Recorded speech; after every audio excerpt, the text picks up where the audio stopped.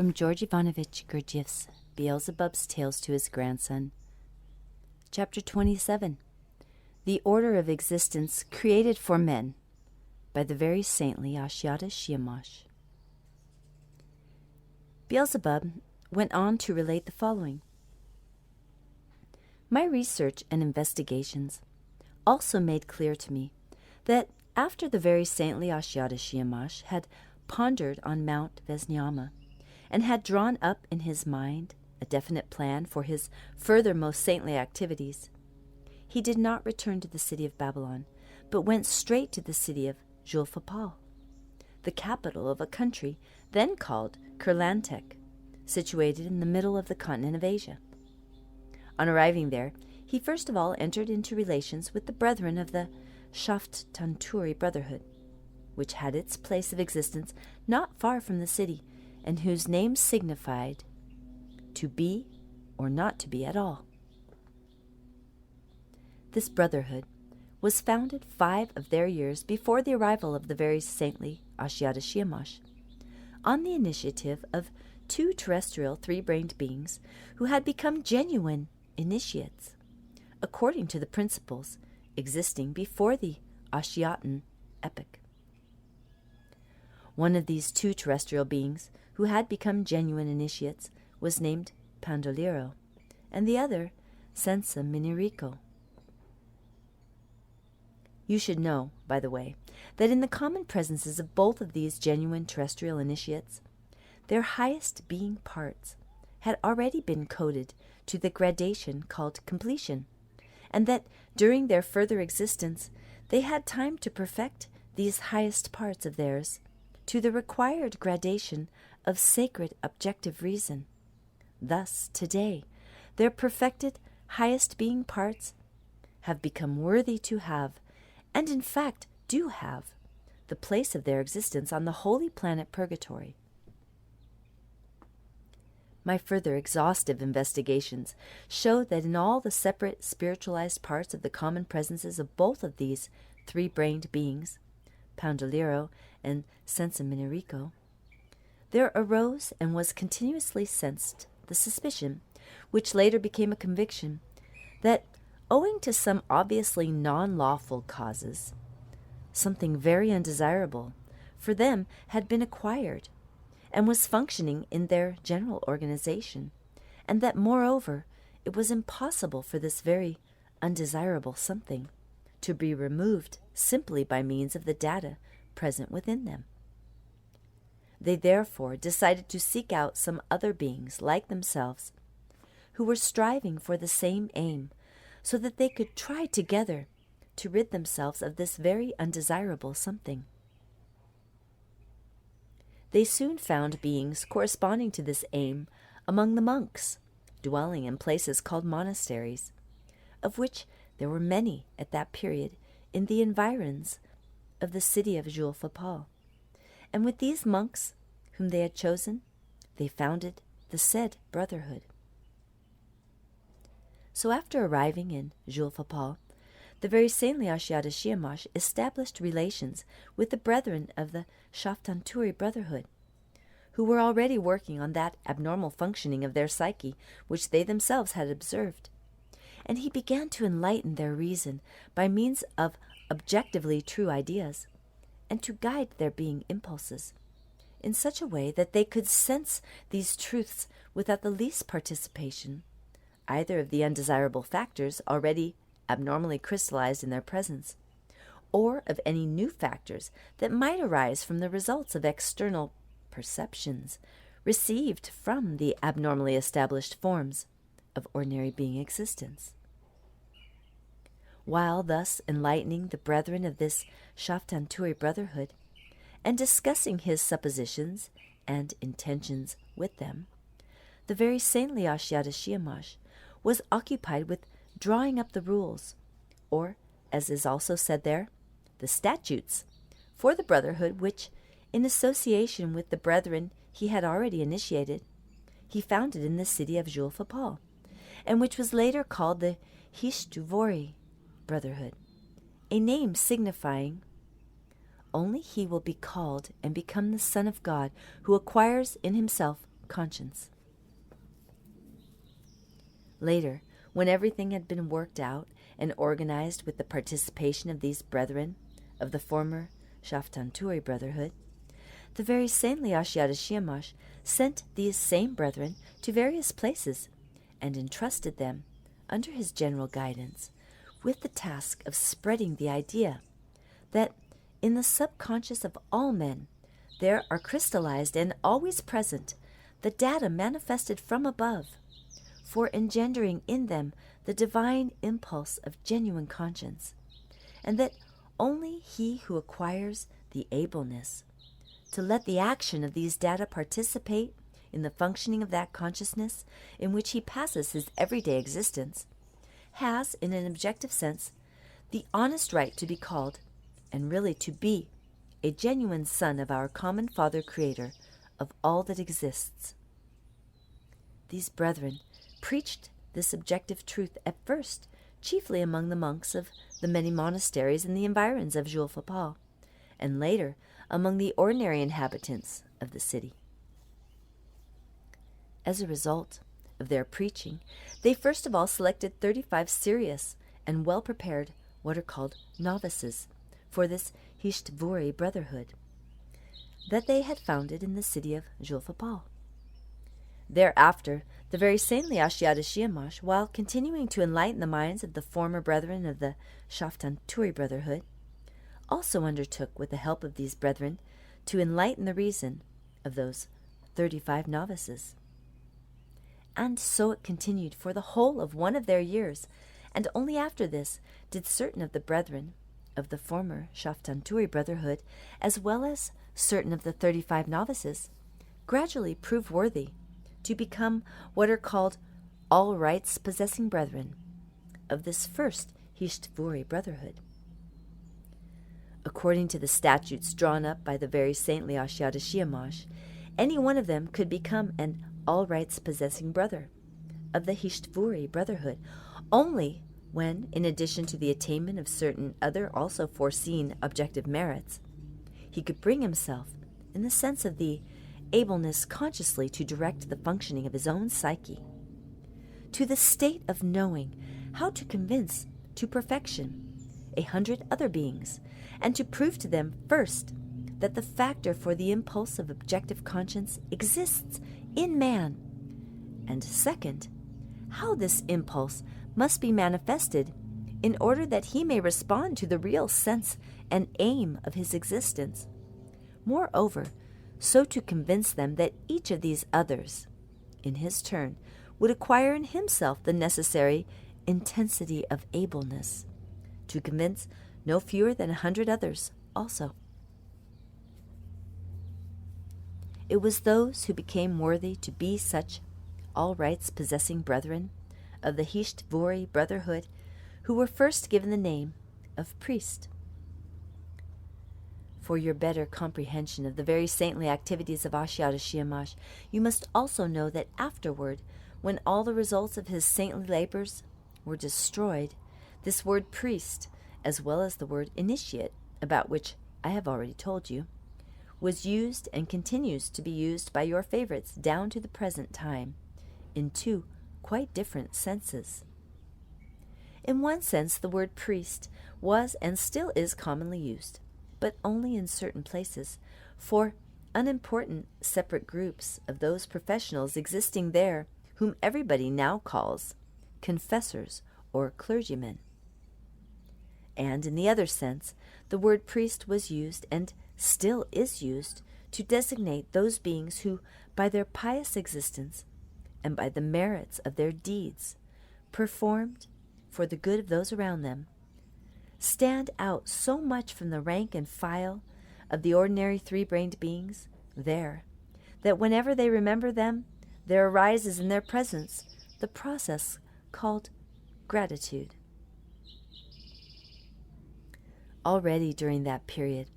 while the Very Saintly Ashiata Shiemash was enlightening the reason of the brethren of the former Shaftanturi Brotherhood, and of the newly collected 35 novices, there began to spread among the ordinary beings of the city of Julfapal and its environs the true idea that in the common presence of men beings, all the data exist of the manifestation of the divine impulse of conscience, but that this divine impulse does not take part in their general consciousness, and that it takes no part because certain of their manifestations, while bringing them various immediate satisfactions destined to be paid for later, and numerous material advantages, nevertheless gradually atrophy the data put into their presence by nature for evoking in other beings around them, without distinction of brain system, the objective impulse of divine love. This true information began to spread thanks chiefly to the ideally wise foresight of the Very Saintly Ashiata Shiemash, which obliged, as I have already told you, each one striving to become an all-rights possessing brother of the Hishtvari brotherhood to attain, in addition to many definite self-earned merits,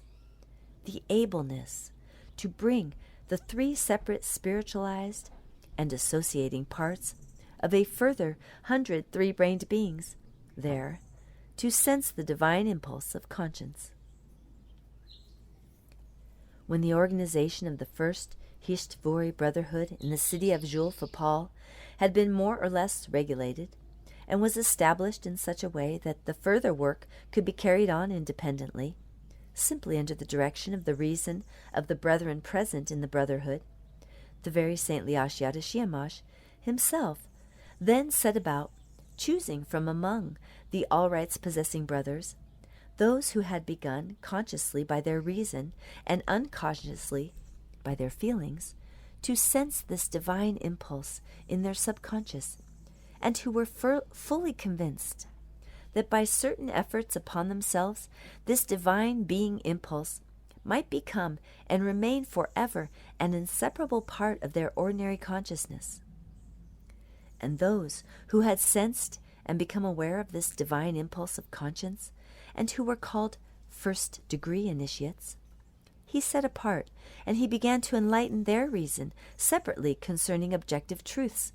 which up till then had been quite unknown to the three-brained beings of that planet. And it was these first-degree initiates whom he had set apart from the others, who were the first to be called great initiates.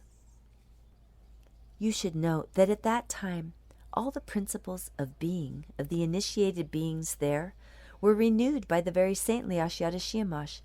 and later came to be called Ashiata's renewals. Well then, it was to those same great initiates who were first set apart that the Very Saintly, now most saintly, Ashiata Shiemash then explained in detail, among other things, what this being impulse of objective conscience is, and how factors for its manifestation arise in the presence of three-brained beings. And concerning this he once said the following, quote, "The factors for the being impulse of objective conscience arise in three-brained beings from the localization in their presence of particles of the emanations of the sorrow of our all-loving and long-suffering endless Creator. That is why the source of manifestation of genuine conscience in three-centered beings is sometimes called the representative of the Creator. And this sorrow is formed in our all-maintaining Common Father from the struggle constantly proceeding in the universe between joy and sorrow." And he said further, "In all the three-centered beings of our entire universe, without exception, including us men, owing to the data crystallized in our common presence for engendering in us the divine impulse of conscience, all of us, and the whole of our essence in its very foundation, are and must be only suffering. And we must be suffering, because this being impulse can come to its full manifestation in us only through the constant struggle between two quite opposite complexes of functioning, issuing from two sources of quite opposite origin, namely, between the processes of the functioning of our planetary body and the parallel processes of the functionings arising progressively from the coding and perfecting of our higher being bodies within this planetary body of ours, which processes in their totality actualize every kind of reason in three-centered beings. Consequently, like all three-centered beings of our great universe, we men existing on the earth, owing to the presence in us also of the factors for engendering the divine impulse of objective conscience, must always inevitably struggle with the two quite opposite functionings arising and proceeding in our common presence, the results of which are always sensed by us either as desires or as non-desires. And so, only he who consciously assists the process of this inner struggle and consciously assists the non-desires to prevail over the desires behaves in accordance with the being of our common Father Creator himself, whereas he who consciously assists the contrary only increases his sorrow. So, my boy, owing to everything I have just told you, scarcely 3 years passed before all the ordinary beings of the city of Jules and its environs, and even of many countries of the continent of Asia, not only knew that this divine being impulse of genuine conscience existed in them, and that it could take part in the functioning of their ordinary waking consciousness, and that in all the brotherhoods of the great prophet Ashiata Shiemash, the initiates and priests were elucidating and indicating what had to be done and how it had to be done in order to attain this. But what is more, almost all of them began to strive and to exert themselves in order to become priests of the Hishtvari Brotherhood, many branches of which were founded at that period on the continent of Asia, each one functioning almost independently. And these almost independent brotherhoods arose in the following order. When the common work of the brotherhood founded in the city of Jules had finally been established, the Very Saintly Ashiata Shiemash began to send the aforementioned great initiates with appropriate instructions to organize similar brotherhoods in other countries and towns of the continent of Asia, while he himself remained in Jules, and from there he guided the activities of these helpers of his. However it may have been, my boy, it turned out that almost all your favorites, those strange three-brained beings, wished and began to strive with all their spiritualized being parts to have divine, objective conscience in their ordinary waking consciousness. That is to say, most of the beings of Asia of that time began to work upon themselves under the guidance of initiates and priests of the Hishtvari Brotherhood, in order to transfer into their ordinary consciousness the results of the data present in their subconscious, for engendering the impulse of genuine divine conscience, and thereby, on the one hand, to have the possibility of completely removing from themselves, perhaps forever, the consequences of the properties of the organ Kundabuffer, maleficent not only for them personally, but also for subsequent generations, to whom these properties would pass by heredity, and on the other hand, to have the possibility of consciously taking part in diminishing the sorrow of our common endless Father. Owing to all this,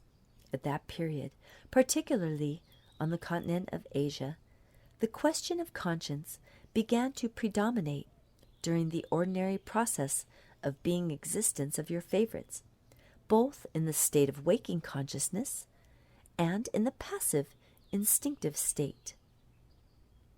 Even those three-brained beings of that time, in whose presence the taste of this divine impulse had not yet been transubstantiated, and who, in their very strange consciousness, proper to them alone, had only the barest indications about this being impulse, which could be present in them as well, also tried to manifest themselves in everything according to these indications. The upshot of it all was that within 10 terrestrial years there had disappeared of their own accord the two chief forms of abnormally established ordinary being existence there, from which flowed and continued to flow most of the maleficent causes that increasingly prevent the establishment of conditions for at least a normal outer being existence for your unfortunate favorites. In the first place, their division into numerous communities, with various forms of organization, for external and even internal existence, which they call state organizations, disappeared of itself, and in the second place, there also disappeared in the same way those various what are called castes or classes that had long before been established in these numerous communities of theirs. In my opinion, it was the second of these two chief forms of abnormally established ordinary being existence, namely, the assigning of each other to different classes or castes, that had become, as you will surely understand for yourself later, the basis for the gradual crystallization in the common presence of your favorites of a particular psychic property that in the whole of the universe is inherent exclusively in the presence of those three-brained beings. This unique property was formed in them soon after the second Transapollonian perturbation, and gradually developing and becoming stronger in them, passed from generation to generation by heredity, until it reached contemporary beings as a lawful and inseparable part of their general psyche. And this particular property they call egoism. Sometime later, at an appropriate place in my further tales about the three-brained beings of the planet Earth, I will explain to you in detail how, thanks to the abnormal conditions of external being existence established there, your favorites first began assigning each other to various castes, and how subsequently, thanks again to similar abnormalities, this maleficent form of mutual relationship has persisted until today. But meanwhile, you should know that the cause of the arising in their common presence of this unique property of egoism was that, owing as always to those abnormally established conditions, soon after the second Transapollonian perturbation, their general psyche became dual. This became fully evident to me during my last sojourn on the surface of this planet of yours, when I began to be deeply interested in the legal monism concerning the deliberations of the Very Saintly Ashiata Shiemash, entitled The Terror of the Situation. In the course of my detailed research and investigations relating to his subsequent very saintly activities and their results, the question arose in me of how and why those factors obtained from the particles of the emanations of the sorrow of our common Father Creator for the actualizing in their presence of the divine being impulse of objective conscience were crystallized just in their subconscious, and so avoided the final degeneration of all the data placed in them for engendering the being impulses of faith, hope, and love. And this strange anomaly, by the way, fully justifies one of the numerous wise sayings of our highly esteemed, irreplaceable, and honorable Mullah Nasser ad-Din, which states, "Every real happiness for man can arise exclusively from some unhappiness, also real, which he has already experienced." This duality of their general psyche is produced because, on the one hand, various what are called individual initiatives, issue from that localization in their presence which is always predominant during their waking existence and is nothing but the result of accidentally perceived impressions coming from their abnormal environment, which, taken as a whole, make up their so-called consciousness. And on the other hand, various other individual initiatives simultaneously issue from that normal localization existing in the presence of every kind of being, which they call the subconscious. And because these individual initiatives issue from two different localizations, each of your favorites in his daily waking existence is, as it were, divided into two independent personalities. Here it must be remarked that this duality was also the reason why their presence gradually lost that impulse, indispensable to three-brained beings, called sincerity. Later, the practice even took root among them of intentionally suppressing this being impulse called sincerity, and now from the day of their arising, or as they say, from the day of their birth, these three-brained beings are accustomed by their producers, or as they say, their parents, to an entirely contrary impulse named deceit. To teach and influence their children how to be insincere with others and deceitful in everything has become so ingrained in the beings of the planet Earth of the present time that they even consider this their duty toward their children, and they describe this conduct by the famous word education. They educate their children never to be able and never to dare to do as the conscience present in them instinctively directs, but only to do what is prescribed in the manuals of bon ton, usually compiled by various candidate Hasnamuses. And of course, by the time these children grow up and become responsible beings, they already manifest themselves and act automatically just as they were taught during their formation, just as was suggested to them, and just as they were wound up. In short, just as they were educated. Thanks to all this, the conscience that might be in the consciousness of the beings of that planet is from their earliest infancy gradually driven back within, so that by the time they are grown up, this conscience is found only in what they call their subconscious. And the functioning of the aforementioned data for engendering in their presence this divine impulse of conscience gradually ceased long ago to participate in that consciousness under the direction of which their waking existence flows. That is why, my boy, the crystallization in their common presence of the divine manifestation issuing from above, forming the data for the arising of this sacred being impulse, takes place only in their subconscious, which has ceased to participate in the process of their ordinary daily existence. So that these data have escaped the degeneration undergone by all the other sacred being impulses that they also ought to have in their presence, namely the impulses of faith, hope, and love. Furthermore, if for some reason or other the action of the divine data crystallized in their presence for this being impulse begins to manifest itself in certain of them from their subconscious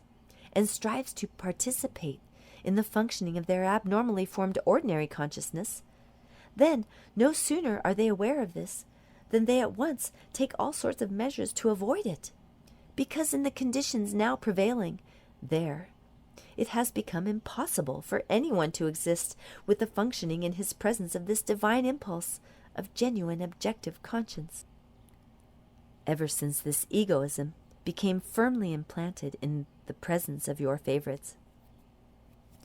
this unique being property became, in its turn, the main contributing factor for the gradual crystallization in their general psyche of the data for the arising of several other exceptionally peculiar being impulses now existing there under the names of cunning,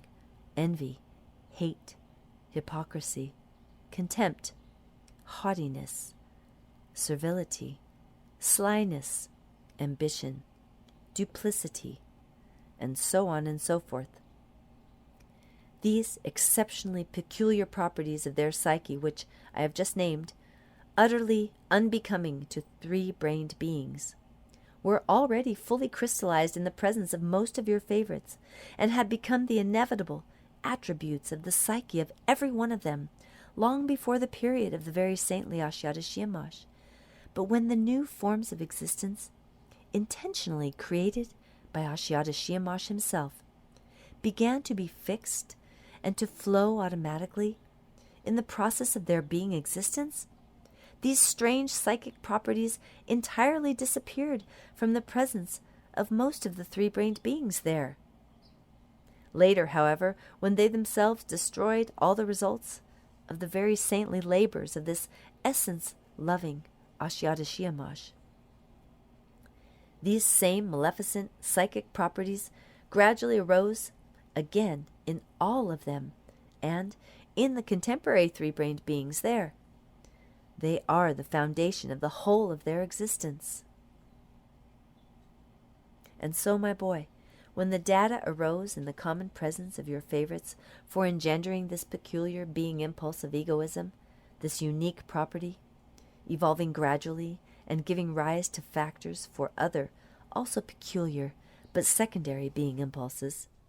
took the place of a unique, all-autocratic ruler in their general organization. And then, not only every manifestation of that divine being impulse of conscience, but even the faintest stirring of that impulse became a hindrance to the actions of this all-autocratic ruler. And later, when your favorites felt obliged, consciously or unconsciously, always and in everything, to prevent the sacred impulse from taking part in the functioning of that consciousness, under the control of which it had become proper for them to pass their waking existence, the action of those divine data was gradually, as it were, diverted from the functioning of their ordinary consciousness and participated only in the functioning of their subconscious. And it was only after my detailed research and investigations had made all this clear to me that I understood why there arose and still exists that division of themselves into various classes or castes, which has such maleficent consequences for them. Later detailed investigations also showed me very definitely and clearly that in that consciousness, which they call the subconscious, even in the beings of the present time, the data for the acquisition in their presence of this fundamental divine impulse of conscience do indeed continue to be crystallized and hence to be present during the whole of their existence. The fact that these data for the divine being impulse are crystallized and that their manifestations continue to participate in the process of their being existence was further confirmed, apart from the aforesaid investigations, by the difficulty I frequently had on account of it during my observations of them from the planet Mars. The point is that, although I could freely observe the existence proceeding on that surface of the other planets of that solar system, through my Tescuanu, on the planet Mars, without any difficulty whatsoever, my observations of the process of existence of your favorites was at times a real misery, owing to the special coloration of the atmosphere of the planet Earth. And this special coloration occurred, as I later ascertained, because from time to time there appear in the presence of this atmosphere large quantities of those crystallizations which are frequently radiated from the presence of these favorites of yours when they are moved by the particular inner impulse which they call remorse of conscience. And this is because when they happen to receive and experience some kind of moral shock, the associations proceeding in them from impressions previously perceived, associations that consist mainly, as I have already told you, of various kinds of rubbish, almost always become changed, calmed, and even for a time entirely cease. In consequence, there automatically takes place in the common presence of these three-brained beings there a combination of functioning that frees the data present in their subconscious for the manifestation of the divine impulse of objective conscience, and temporarily allows it to participate in the functioning of their ordinary consciousness, with the result that this remorse of conscience begins to proceed in them, and the remorse of conscience thus produced in your favorites gives rise to those particular crystallizations I have mentioned, which issue from them, mixed with other radiations, and it is the totality of these radiations that gives the atmosphere of your planet that special coloration, which hinders the being function of sight from penetrating freely through it. Here it is necessary to say that these favorites of yours, particularly the contemporary ones, have become experts in preventing this inner impulse of theirs, called remorse of conscience, from lingering long in their common presence. No sooner do they begin to sense a twinge or even the slightest prick of the arising of the functioning in them of this being impulse, then they immediately squash it, whereupon this impulse, not yet quite formed in them, promptly subsides. For squashing the first stirring of any remorse of conscience in themselves, they have even invented some very effective special means which now exist there under the names of alcoholism, cocainism, morphinism, nicotinism, onanism, monkism, Athenianism, and others with names also ending in ism. Sometime later, my boy, on a suitable occasion, I shall also tell you in detail, as I promised, about those results of the abnormally established conditions of ordinary existence there, that become factors for the arising and perpetuating of this maleficent assignment of each other to various castes. I will without fail explain this to you, because the information about this abnormality may serve as very good data for a better understanding of the strangeness of the psyche of these three-brained beings who please you. Meanwhile, listen attentively and try to assimilate the following when the particular psychic property of egoism had been completely formed in the common presence of these favorites of yours, and had given rise, as it still continues to do, to various secondary impulses, of which I have told you, and furthermore, when the impulse of sacred conscience had entirely ceased to take part in their waking consciousness, these three-brained beings, arising and existing on the planet Earth, both before and after the period of the very saintly activities of Ashiata Shiemash, have always striven to organize their welfare during the process of their ordinary existence exclusively for themselves. And, as in general, there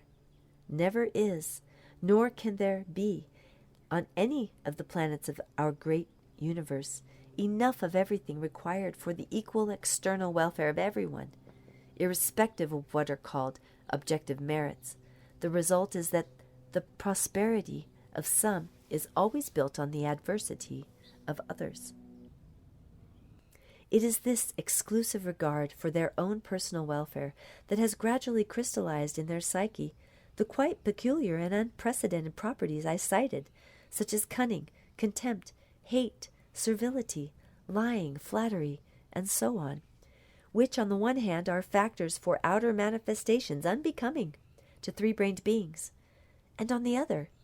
are causes of the gradual destruction of all those inner possibilities placed in them by great nature, of becoming particles of the whole of the reasonable whole. Well then, my boy, when the results of the very saintly labors of the essence-loving Ashiata Shiemash had begun to blend with the processes of both their inner and outer being existence, and when, thanks to this, the data for the divine impulse of conscience, surviving in their subconscious, shared more and more in the functioning of their waking consciousness, Then their being existence, both personal and in their relations with others, began to proceed on this planet almost as it does on the other planets of our great universe, on which three-brained beings exist. These favorites of yours then began to behave toward one another as toward the manifestations, differing only in degree, of a unique common creator, and showed respect for one another only according to the merits personally attained by means of being part dole duty, that is, by means of personal conscious labor and intentional suffering. That is why, during that period, there ceased to exist those two chief maleficent forms of their ordinary existence, namely their division into separate independent communities, and the division of themselves within these communities into different castes or classes. At that time also, all the three-brained beings on your planet began to consider themselves and to consider those like them simply as beings bearing in themselves particles of the emanations of the sorrow of our common Father Creator. And all this came about because when the action of the data for the divine being impulse was participating in the functioning of their ordinary waking consciousness, and the three-brained beings began behaving toward one another solely in accordance with conscience, the consequence was that masters ceased to deprive their slaves of freedom,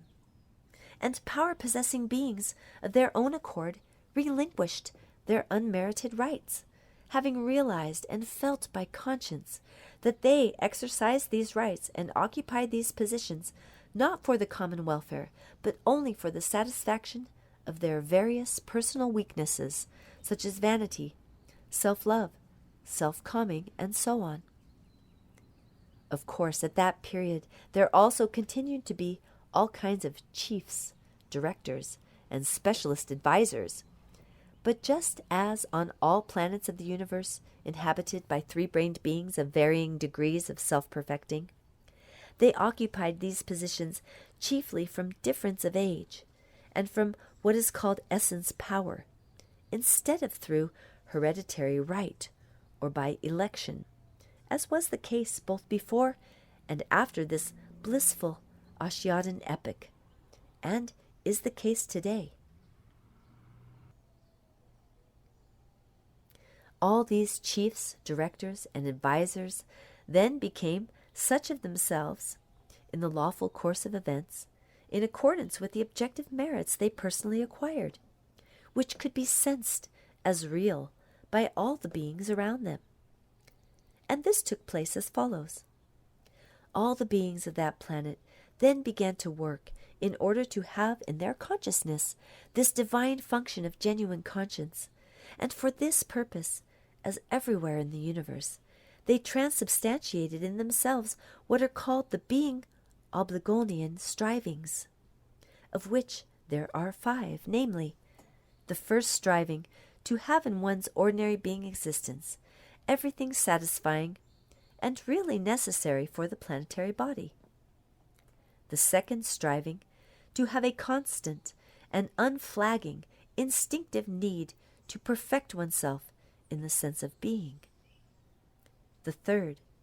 the conscious striving to know ever more and more about the laws of world creation and world maintenance. The fourth, the striving from the beginning of one's existence to pay as quickly as possible for one's arising and individuality,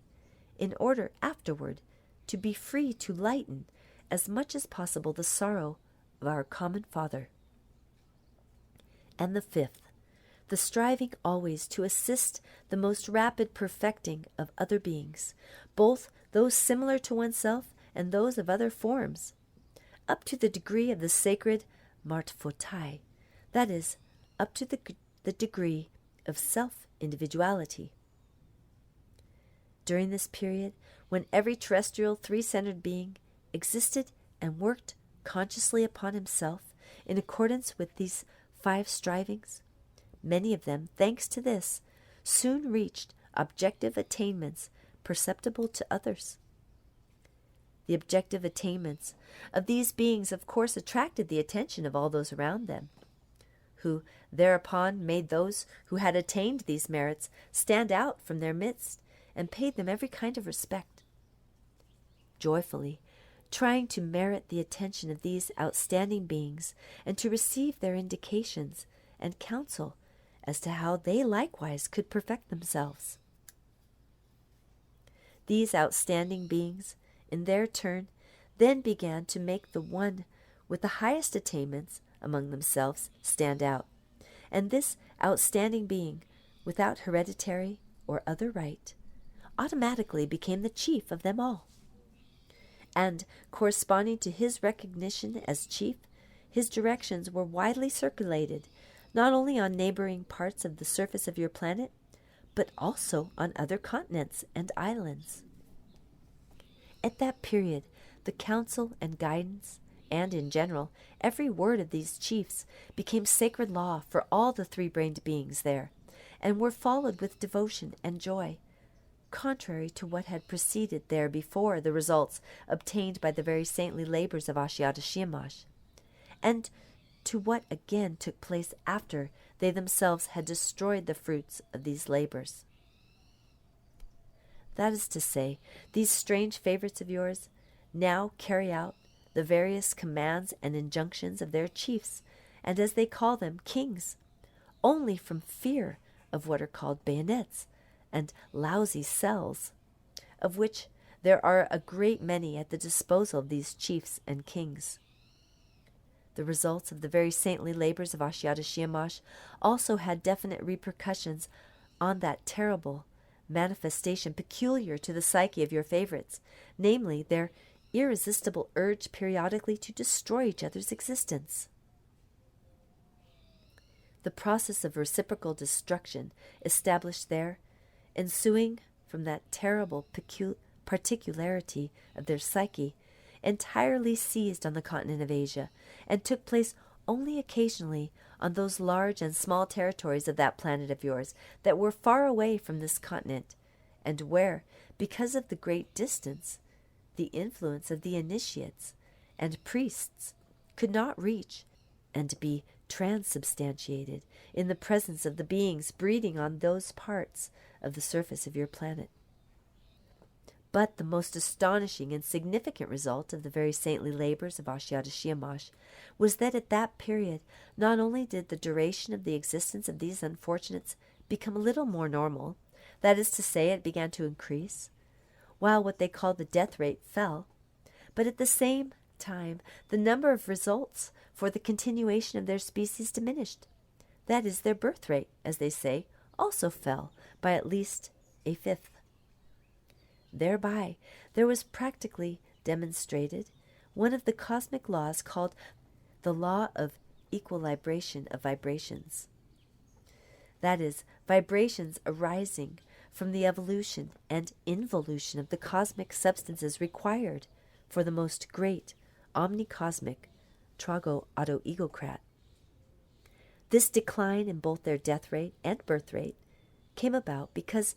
as their existence became approximately normal for three-centered beings, they also began to radiate from themselves vibrations corresponding more closely to the requirements of great nature, thanks to which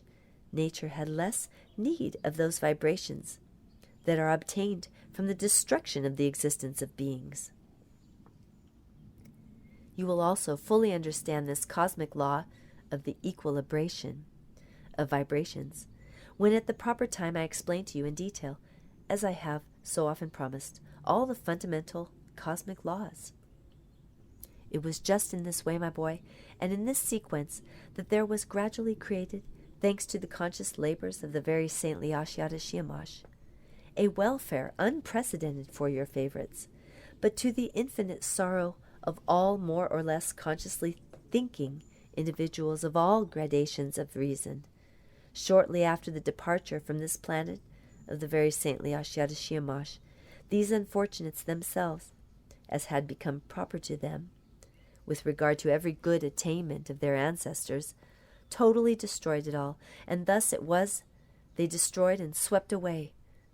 from the face of their planet all that beneficence, so that even the rumor has failed to reach contemporary beings that once upon a time such bliss existed.